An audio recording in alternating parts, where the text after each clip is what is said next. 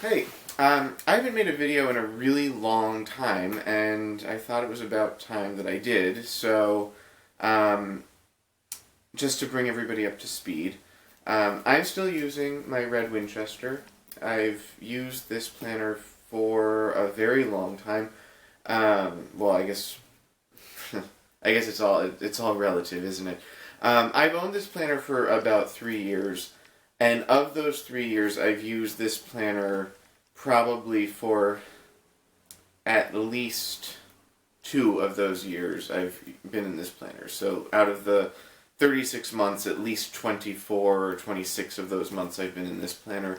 I did have an experiment in a classic size, or sorry, not a classic size, a compact size Franklin Covey, which worked really well, but I didn't really like the binder or the inserts very much. I also did probably about 4 or 5 months in an A5 vendor spec, my red binder, and I went back to this. And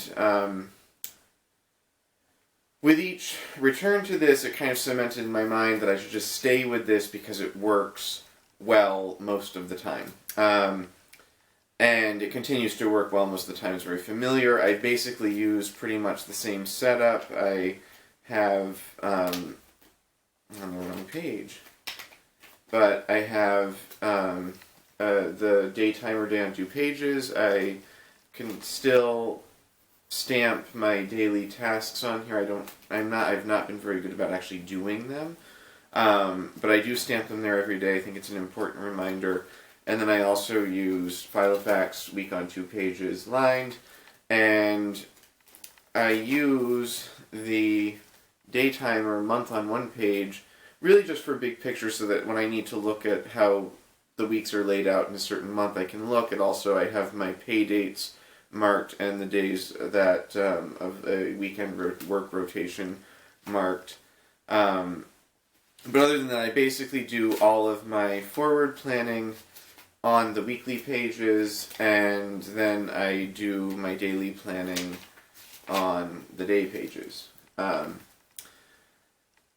This binder is just, it's a 7/8 inch ringed Winchester, and I can fit most things in here. I can't fit everything. That's generally been okay, but there are some things that I've not been able to fit in here that I think are becoming something of a problem for me.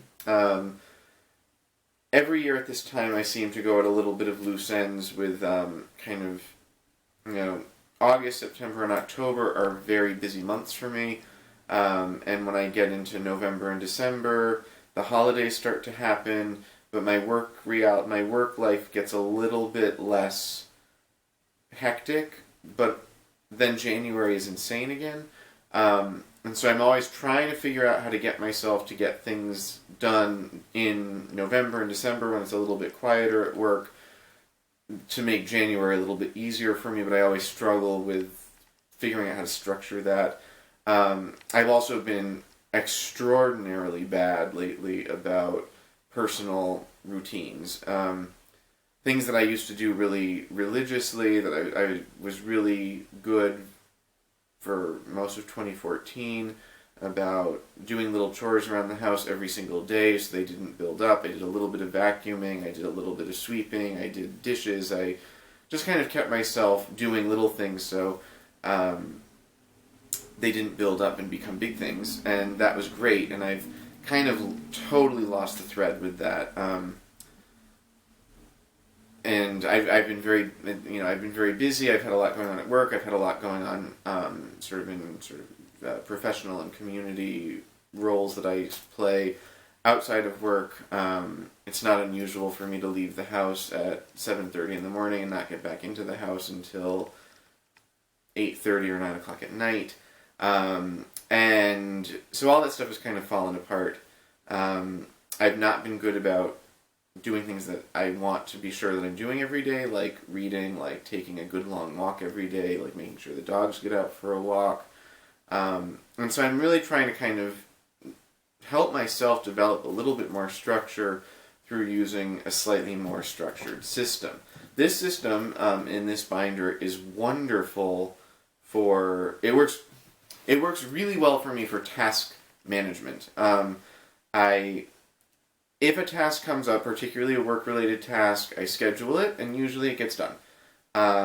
And certainly, like, standalone home tasks, again, generally they get scheduled and they generally get done.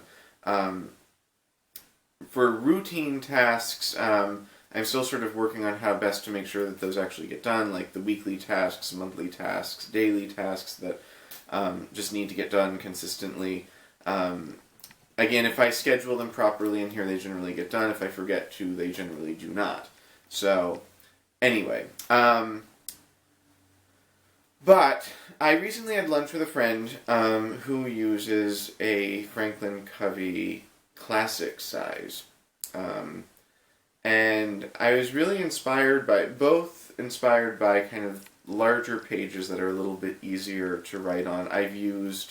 When I was working out of my Vanderspec A5, I was actually using classic size pages in it because I live in the United States and that stuff is much more readily available than A5. I did have to re-punch a lot of it to fit the 6-ring instead of a 7-ring binder.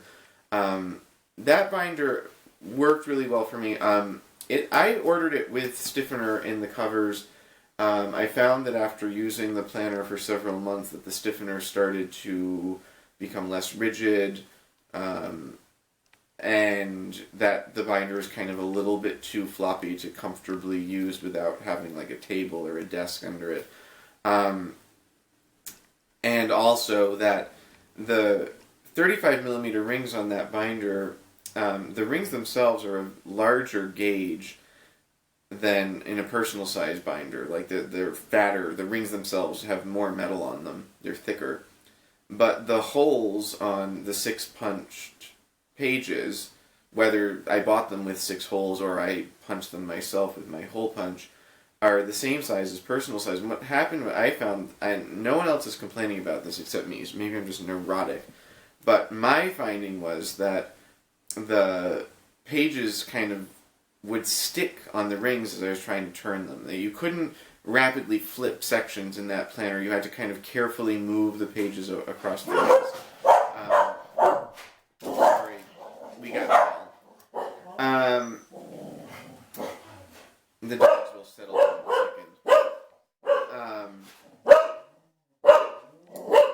second. So, dogs!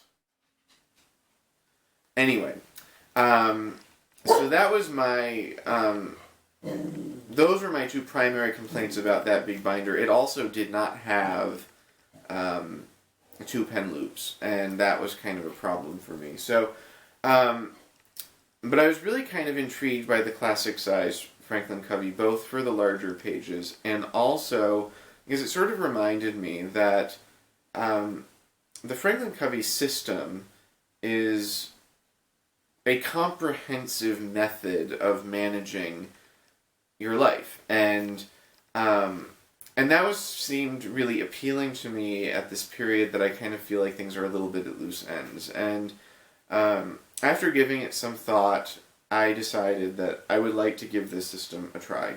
I knew I did not want to deal with repunching every page to fit into the Vanderspec, so I actually bought a Franklin Quest binder. So this is the one that I got. I don't know if you can see. It's a dark green, like a forest green. This is the, what do they call it? What is this kind of leather called? Aniline leather, which means it's dyed but not coated. And it is a zip binder, so it is enormous. I'm just looking at them in comparison that the red binder could fit inside the green binder, but I've got some stuff in here already. This one did come with a pair of page lifters, which is great because otherwise you have to go find some. You've got a secretarial pocket, you've got card slots, you've got a business card pocket down here, 2 pen loops, the typical Franklin design back pocket arrangement. This is actually a swing pad refill that I just tucked in here. 1.5 inch rings. They're gold tone. I think they look fantastic. And you know, the glory of this size is that like all this stuff that you can just buy at Staples here in the States all just fits in. You know, it's all. This is such a standard size. These half letter size, and for diary inserts, I actually ordered the Franklin Covey Monticello design. So let me get this out. This is the pouch page finder, which does not come with the inserts. You have to buy it separately or buy the starter pack to get one. But if you guys remember, those of you who've been following my saga for the past few years, I really like the Franklin Covey day page design, but I did not like the green ones, the original green design that they have, which I just found it made me queasy after a while. So this was sort of the marbled blue inner margin, but otherwise pretty much the whole page is white. There's not a whole lot of wasted space. My stamp for daily routines, actually I can stamp right here in the daily tracker, like Judith did in hers. She did hers in, I think, a compact size, but this will, I did check and it will stamp this perfectly. I got these starting in January, so I'm not going to move into this until January, but I also ordered, the A to Z address tab so I can clean up and copy over my address book. You get the month on 2 pages with the monthly index on one side, and on the back side you have the master task list with personal and business columns. At the last page, so January 31st looks like this. When you flip over the last page of the month, you have an expense tracker. So you can, this is for, would be great if you have a lot of business expenses that you either need to be reimbursed for or that you need to claim on your taxes. I don't have either of those things. I'm actually thinking about just using this as a straight sort of expenditure log. But I realize I actually spend more, I actually have a lot of small transactions, so I'm not sure if that will work, but I'm going to think about this.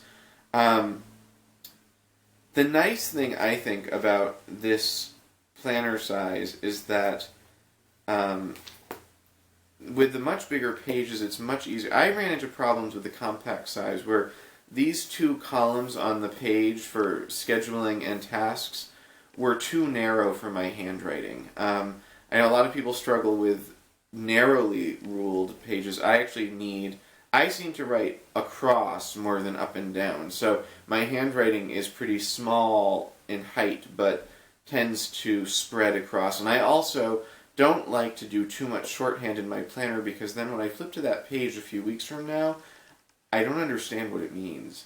If I haven't kind of given myself enough contextual information to make sense. If I just write down a word, that word may not make sense to me down the road. So,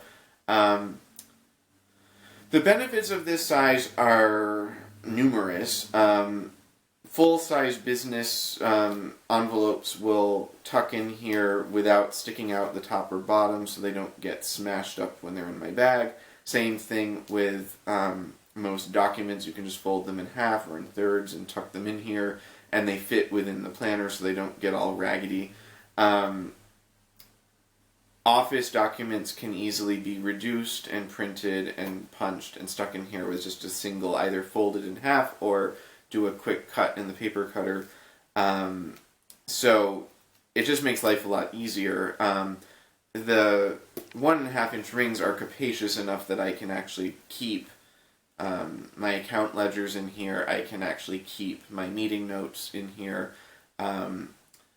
So I think that it has a lot of benefits. And every time I've moved into a binder this size before, I've found it frustrating at some point because it is so big. But I was saying to somebody on one of the Facebook groups that I feel like it's kind of like when you realize that it's time to move up to the minivan. As sad as that might be, the added functionality of the larger size can make up for the fact that it's not as kind of, I think that this binder, I think part of the reason why part of the reason why it's so compelling to me is because I love how it looks and feels, and I love I think that it's really, I mean, here in the United States you don't see Winchesters from the 1980s anywhere. I mean, you just don't see people using them. You do see people with zipped Franklin Quest or Franklin Covey binders periodically, not that often, but something about this, I thought, there's something really, I don't even know what to say, it's really appealing to me. This is kind of geeky, but, I've got a lot in here. There's 3 months worth of day pages, there's a whole year's worth of months, there's the whole starter pack is in here, the whole set of 24 address and phone number tabs, the notepad, etc. is all in here. It's much heavy. It's quite a bit heavier than this, but it's not ridiculously heavy. It does fit into my backpack or my briefcase without any trouble. And the covers are nice and rigid, so if I want to open this up and write on my lap, it's actually a good rigid surface to do that, unlike the vendor spec binder. So I know a lot of people like soft, floppy binders, but I really like the opposite. I like them to be quite, as long as the binder will open flat, which this one will, obviously, because it's constructed properly, where you've got a nice square spine. There's no stiffening material in the hinge area here, so there's stiffening in the cover, the spine is stiff, and then the hinge down either side is not, so the binder will naturally open perfectly flat. It will lie perfectly flat on a desk. It doesn't close on itself. So anyway, I'm pretty thrilled with this. I will need to spend a lot of time copying information into it, which I never like to do, but we do what we have to. And one thing I am excited about is, for those of you who don't know, Franklin Covey paper is pretty reasonably fountain pen friendly. So I can actually, with Daytimer paper, I've had to be really diligent. I have a fountain pen with me most of the time, and I write with it a lot, but I have to be very careful not to write with it on my diary pages because it bleeds terribly. But you can actually write on this with a fountain pen, even a pretty wet fountain pen. It might show through a little bit, but it doesn't really bleed through. And so that's really exciting to me.